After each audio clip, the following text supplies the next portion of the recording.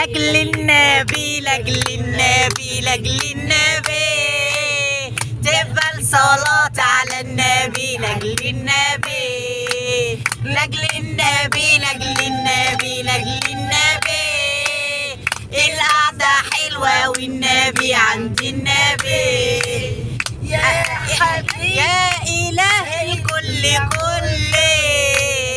كل لاجل النبي لاجل النبي انت عالم بيا كل لاجل النبي لاجل النبي انا في جاه النبي اقبل صلاة على النبي انا في جاه النبي اقبل صلاة على النبي لاجل النبي لاجل النبي لاجل النبي القعدة حلوة والنبي عند النبي لاجل النبي لاجل النبي لاجل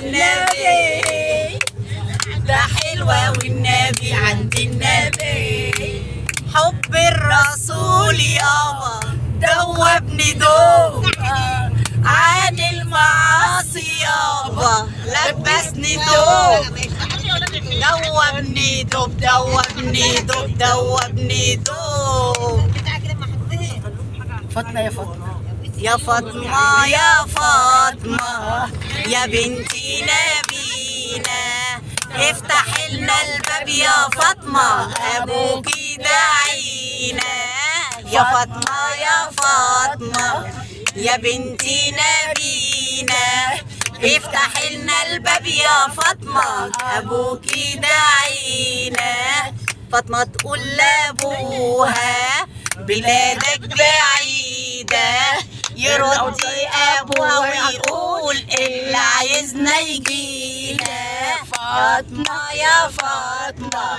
يا بنتي نبينا افتح لنا الباب يا فاطمة ابوكي داعينا احنا متوكلين على الله رايحين فين؟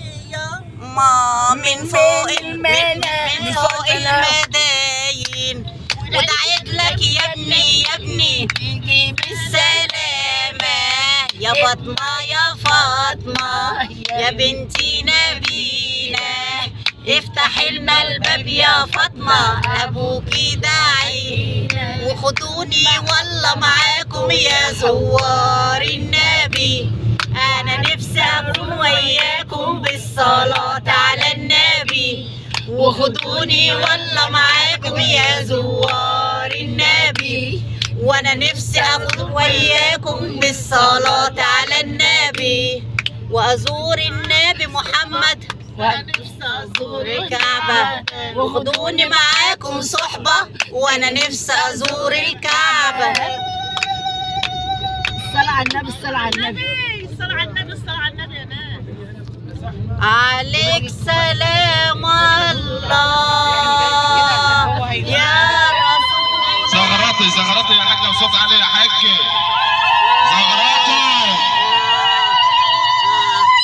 عليك سلام الله يا حبيب الله عليك سلام الله يا رسول الله عليك سلام الله يا حبيب الله انا جيت لحبيب للعليل ودوام النبي يا نبي قلبي بيك بصلاة النبي يا نبي بحب النبي واحباب النبي بحب النبي واحباب النبي خلوهم يعلوا صوتهم كمان على الله رمت حمولي على الله عليك سلام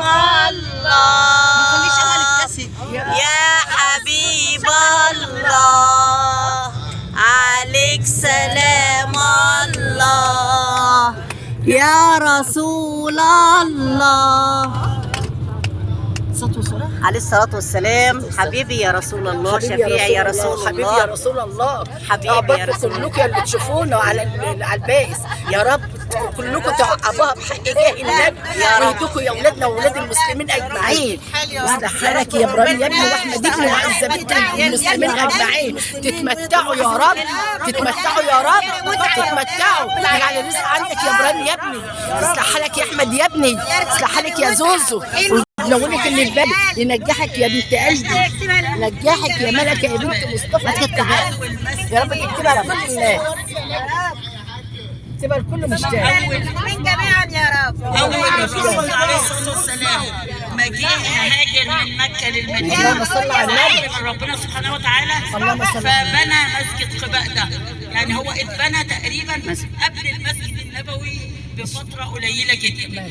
واحنا في مدينه رسول الله صلى الله عليه وسلم المفروض ان احنا على طول بنصلي اكتر وقت بنصلي فيه على الرسول عليه الصلاه والسلام، وبنقول نشهدك يا الله انك يا محمد بلغت الامانه واديت الرساله ونصحت الامه وكشف الله بك الغمه. ونبدا ندعي ونقول ان هو يشفع لنا يوم امين يا رب، امين يا رب العالمين. ولو لنا نصيب ان شاء الله باذن الله. امين يا رب نروح العالمين. الروضه من كل واحد في عيلتنا بنقول السلام عليك يا رسول الله من فلان ومن فلان، فلان يقرئك السلام، الاب الام الولاد.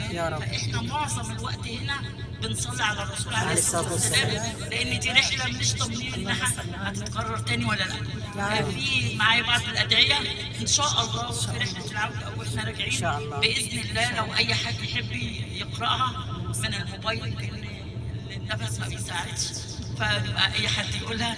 لو قدرت اقولها هنقولها ان شاء الله، ان شاء الله، ورحله سعيده ان شاء الله، ان شاء الله. نسيت اقول، المفروض ان احنا بنصلي ركعتين في مسجد قباء.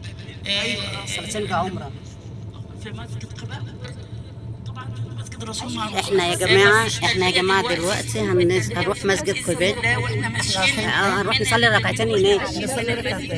هننزل على اكيد دار علي ونحرم من هناك، من بدء الاحرام او من بعد ما نصلي ركعتين ونبدا عمره باذن الله. هيبقى في التلبيه من اول ما نحرم لحد ما نوصل مكه، اللي هو من 6 ساعات.